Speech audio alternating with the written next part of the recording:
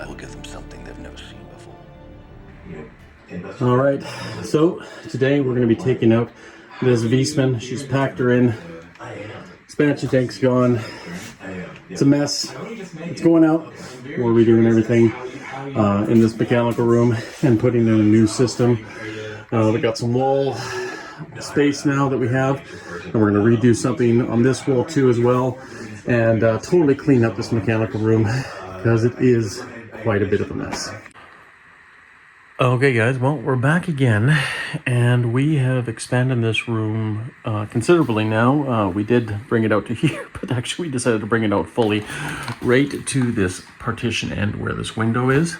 This should give us enough space, workable space anyways, in this mechanical room to get our new boiler, all the new hardware, on demand, everything. It's still going to be a very busy room, but we're going to clean it up the best we can, that's for sure.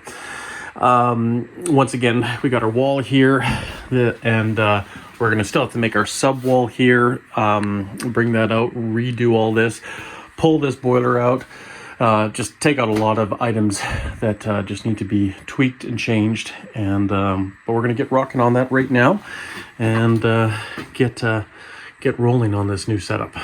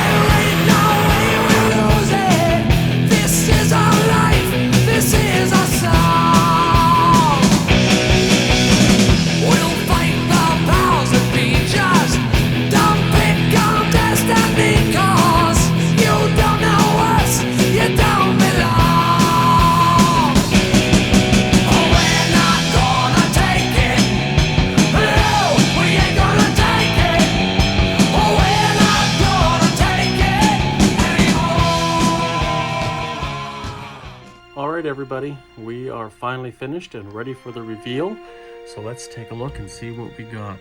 And this is our new mechanical room, and as you can see, it's quite different than what was before.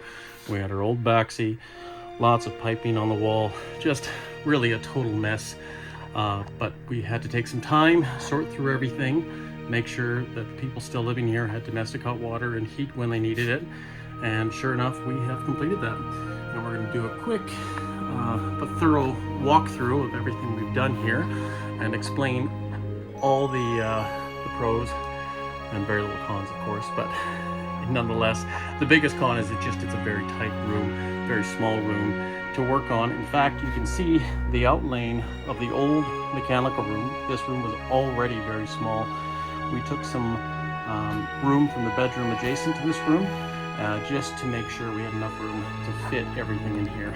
So what we have here at the end of the day is we put in the NAVIEN NFB-200H, strictly just a boiler. Now this is not like the combi boilers. It actually has no internal pump, so you have to add an external pump for your primary loop, and that's exactly what we've done here. Because of our flow rates, we need a bigger pump than what you would normally get with UPS 1558. So for Taco, they have this 0026E, and basically it's does the same thing as a UPS 2699. Just obviously it's the Taco version of it. Really like it. It's easy to switch the head around for flow. Now usually recommended the pump should be on the return side.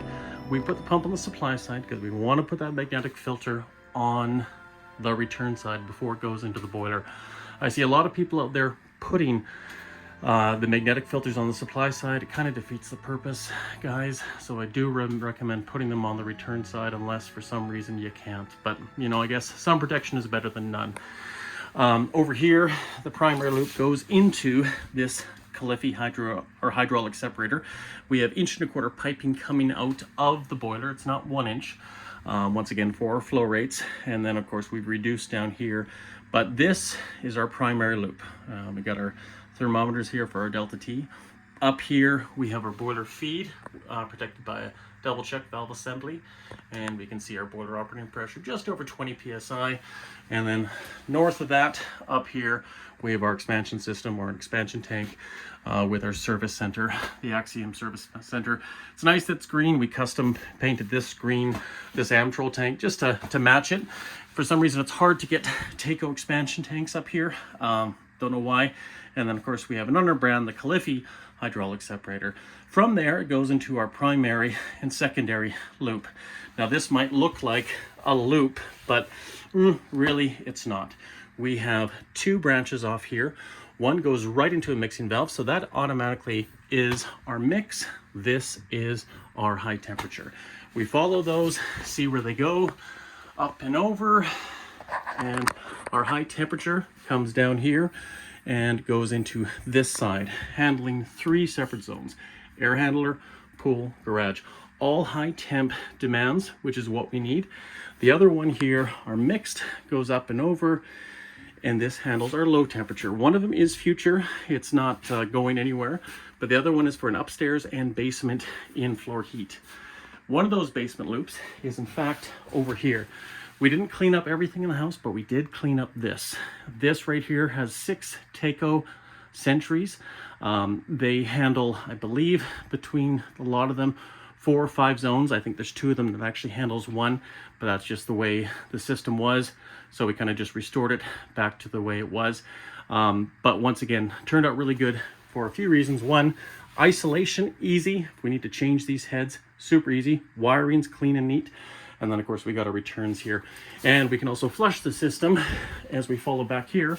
We have our supply and our return here, so we can isolate each zone. Once again, reverse return. So the first zone fed is the last one to return, and vice versa. So this one here is our last zone to be supplied, and we come back here on our return. It's just a nice practice of doing it. It doesn't make a big difference at the end of the day. It's just the way I was taught, and honestly, I like doing it that way. Same with this over here on the high temperature side. Bit of art with it, but we wanted to make it look really good and have it stand out. Upstairs zone controller, basement zone controller, because these guys are just handling thermostats and zone valves. That is why we have these. In turn, there's a wire that will go then to the high temperature, I think actually for the upstairs, actually the basement and upstairs, low temperature, they will go to the low temperature and activate the pump for each controller there. High temperature one, while they're direct, they go directly to these pumps. It's simple, easy, you just follow the wires, follow where it goes. These ones handle 120, or handle the pumps itself, and these are of course zone controllers. It says right there on switching relay, and then expandable zone valve control. So that's the difference between basically the two different styles. We needed them obviously to expand on the features, because as much as it's appreciated to have 3-zone control on these boilers, when you have more, you need to go to an auxiliary setup, and that's exactly what we've done here. A lot going on in the mechanical room here. We talked about it. I talked about it to the owner, what he wanted to do, and because they have such a big system, a lot of demand in here, we went with our own on-demand hot water system. So this is a NAVIEN NPE-240. Can't say enough about them. I love these systems so much. Very reliable. Tech support's amazing. And once again, if you need to go through anything, it's a very easy, simple setup for all of that. And I've found that they've been extremely dependable. Not only the on-demands, but the boilers. The boilers are a bit more involved, obviously, because of all the piping, but these guys are very simple, or can be very simple. Gas piping. I know a lot of people out there have track pipe, ward flex, gas tight, whatever. I like to do it all hard piped.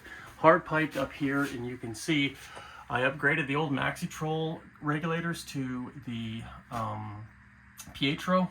Far better designed for the load for a lot of these units here.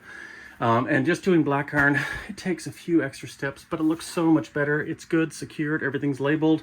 You got unions where you need to, shutoffs where you need to. Everything's visible for both sides, right? So happy with that. Happy with the way everything turned out. We even upgraded the main water here. We have a PRV on this side for the domestic side. Irrigation, we want as much pressure as we can. That's going to our irrigation system. Right here we have our acid neutralizers, one for each system. Usually that's kind of just a good rule of thumb. Sometimes you can put two together, but it's not recommended. It's nice that they have their own, because when these units are running at peak efficiency, they produce a lot of condensate. Home run system up here, really cleaned up the old home run system. If you remember earlier on in the video, you can see how messed up these were. Well, now we've cleaned it up. It's all accessible. If we ever need to get behind, these panels come off, they drop off.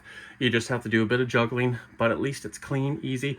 We're going to probably end up doing a labeling system. We know where each one of these goes, but you can see the remnants of blue here and red. This is obviously our hot side, and this is our cold side for our home run system.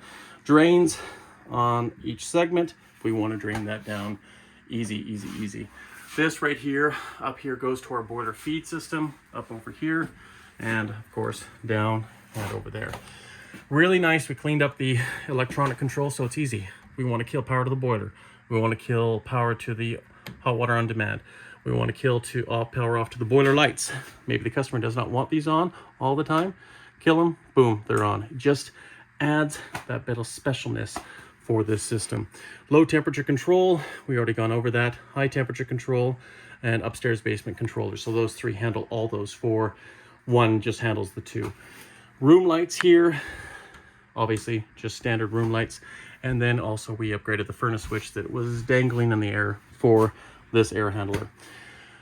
That's about it. That is basically the rough summary of everything here. One very different thing that I've done is I usually use System 636 IPEX piping for venting.